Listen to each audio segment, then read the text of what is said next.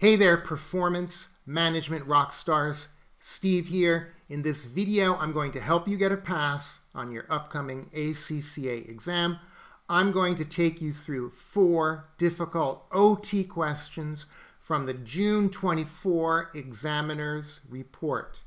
If you have any questions, drop them in the comments below. Also, let me know what questions, what topics you'd like me to cover next. And if you'd like more help with ACCA performance management, check the link in the description. I've got premium videos. I've got online courses. Alrighty, guys, let's get started.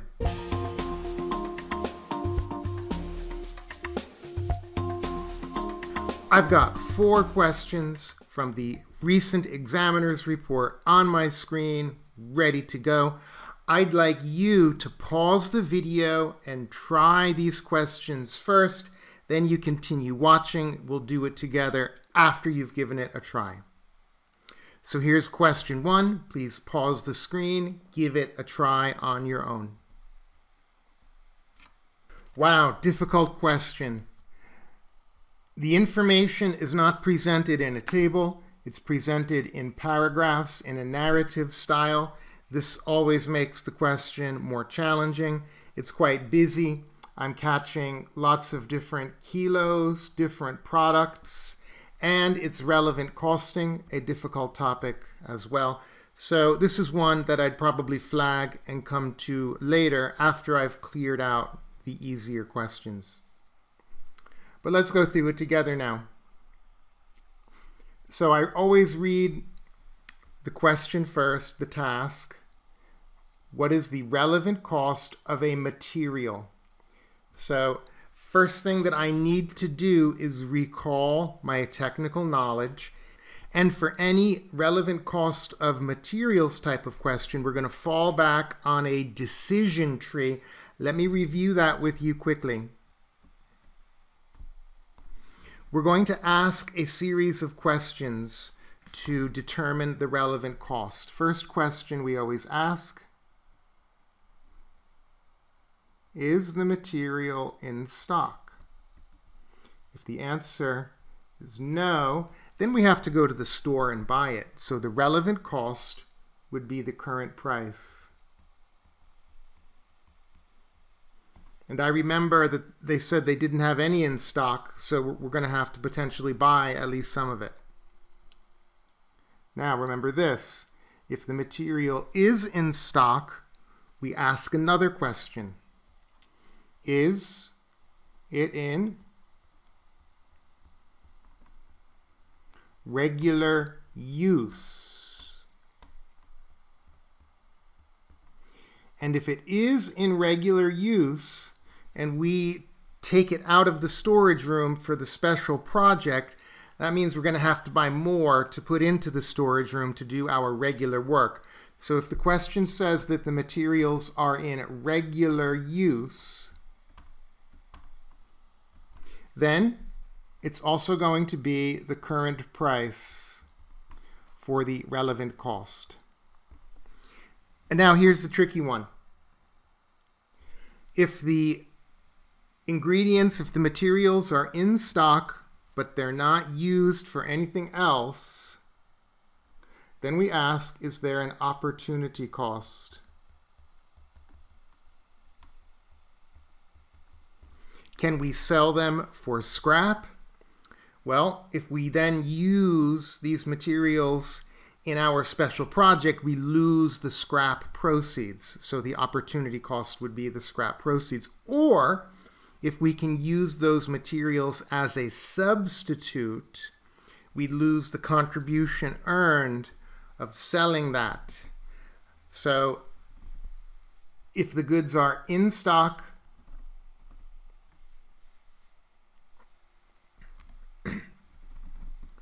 so that's the decision tree you need to know for the relevant cost of materials.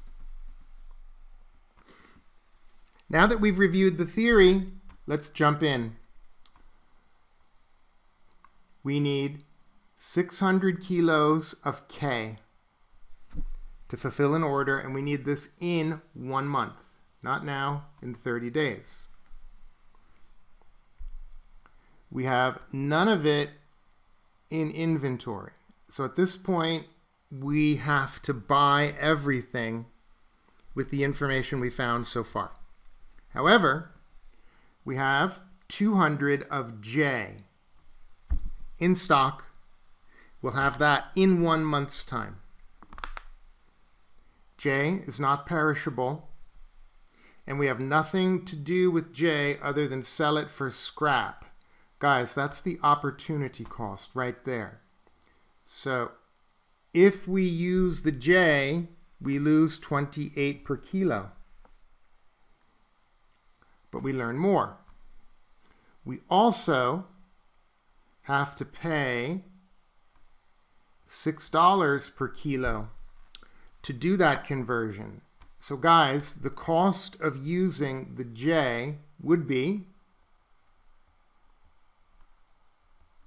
28 plus 6, or $34 per kilo. So that would be the cost. And we have some more information. The current price of K is $30 a kilo. Remember, that's the product that we need. That's not the substitute. Okay? So at this point, I'd rather buy it than use the J at this point. And this is expected to rise to $38 in 1 month's time. So at the beginning of the month, we could pay $30. At the end of the month, we could pay $38. Well, right now, best thing to do, buy it now. But we get more information. Material K is perishable, and 25% of what's stored will be lost. So now I'm going to do another little quick working. I'm going to do this. In, out, percentage, monetary terms. We lose 25%. So at the beginning of the month, if we put in 100%, at the end of the month, we only have 75% of K that's usable. Now that I've got the input and the output figured out in percentage terms, let's put $30 here in our table. That's how much we would pay for 1 kilo, ignoring that normal loss. But wait a second, we've got to buy more, don't we, to account for the fact that we're going to lose some of it. So if we solve for X, 30 divided by 0.75, if you remember that, we go 30 times that divided by that is going to be equal to the X. And we get $40 for the per unit input to get the output. So it's better now. If we buy it now, the equivalent cost is $40. If we buy it at the end of the month, $38. It's cheaper to buy it at the end of the month. Okay, so we've now eliminated the need to buy it now. So to recap, not going to buy it now. If I was going to purchase any, I'd do it at the end of the month. It'll be cheaper, considering that normal loss, but 34 is lower than 38. So I'm going to use J to cover the first 200 at $34 per kilo. And I'll buy the rest in 1 month's time. That would be 400 at 38. So we'll spend 6,800 on the J.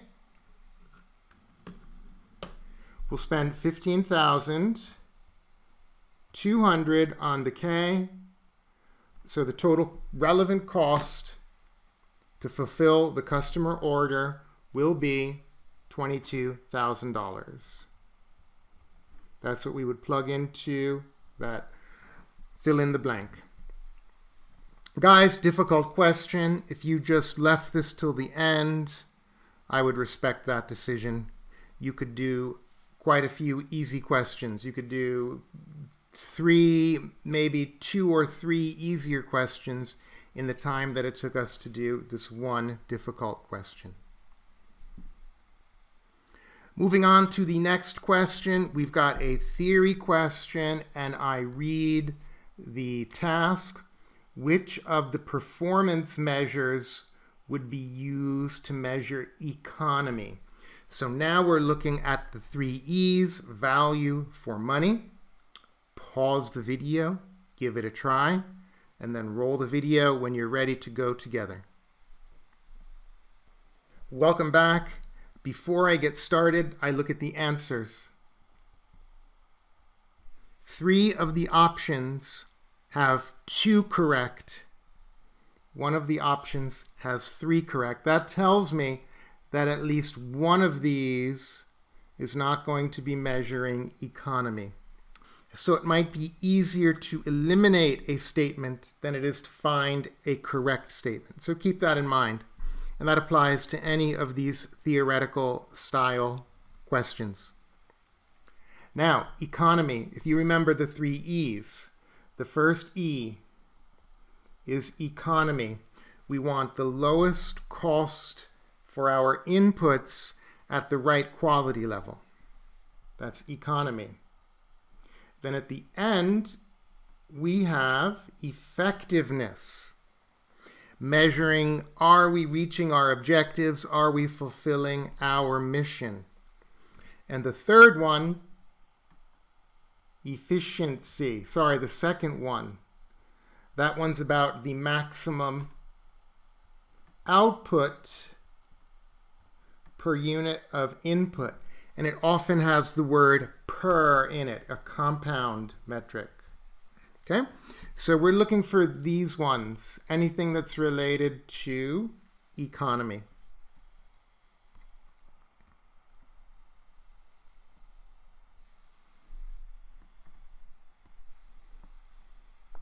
Let's read the story. We've got a government-funded organization. They provide postnatal care for first-time mothers who require additional support before returning home with their new baby. So we're looking at the healthcare sector. Workers at Acorn are mainly full-timers, but occasionally temps from a local employment agency are brought in at great expense. So that's a clue. Now, we've got several KPIs below, metrics. Right off the bat, I don't like this one. The percentage of occupied beds. There's nothing about a cost of an input there.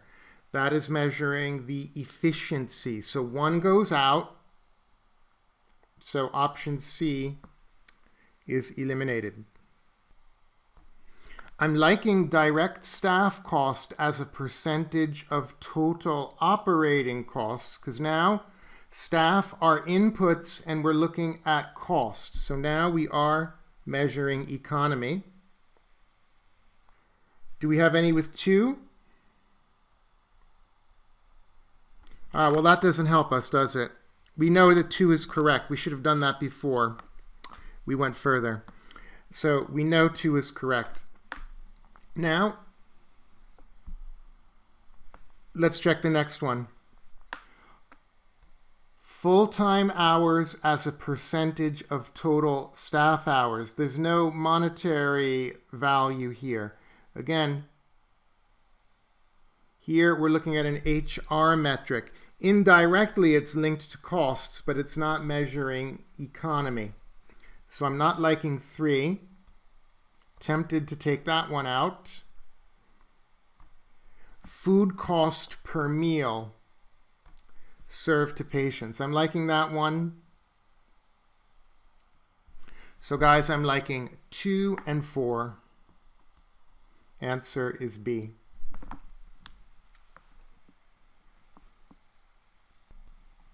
Moving on to question 3. Please pause the video. Give this a try on your own.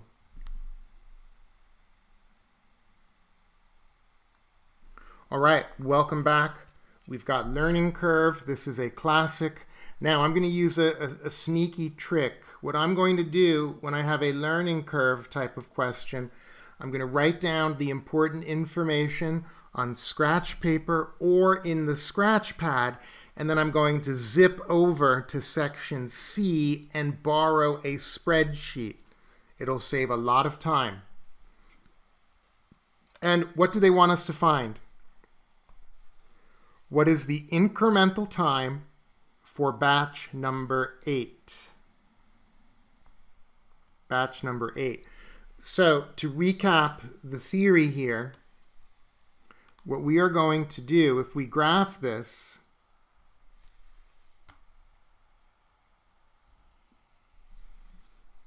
we could have the batch number, and then we could have total time on the vertical axis. So as we produce batches, the time per unit is dropping, so it's a downward sloping curve. What we're going to do is get the total time to make 8 batches. Then we'll calculate the total time to do 7 batches.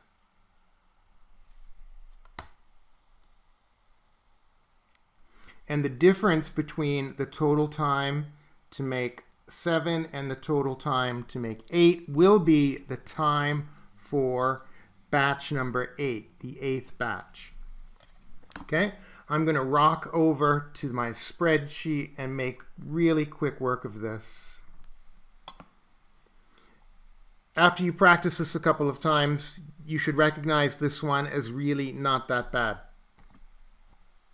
I'm in the spreadsheet now, and I'm going to make a table. I am going to do the number of units here. And we've got to get the total time for 7 and for 8. Okay? At this point, we need to look up or recall the formula for that cumulative average time. And if you remember, it's this: y is equal to ax to the power of b. And a is the time for number 1, x the number of units, b would be that learning index. So we could just plug the learning index in right now, negative 0.234. X will be 7 and 8, the number of units.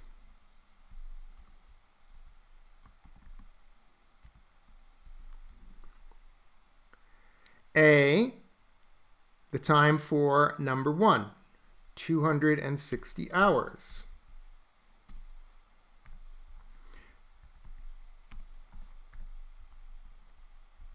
So now the y will be equal to A multiplied by x to the power of b. Multiply that across, and at this point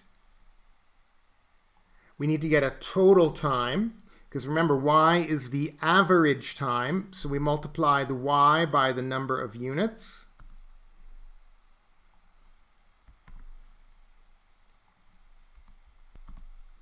And we subtract one from the other, equals this one minus this one, and we get 124.317. Guys, they even gave us this, didn't they? They gave us the 159.83, but I was having so much fun, I just wanted to do the whole thing in the spreadsheet. Also to demonstrate how you would do it if they hadn't given you the 159.83. So guys, answer is D. Wasn't so bad, was it?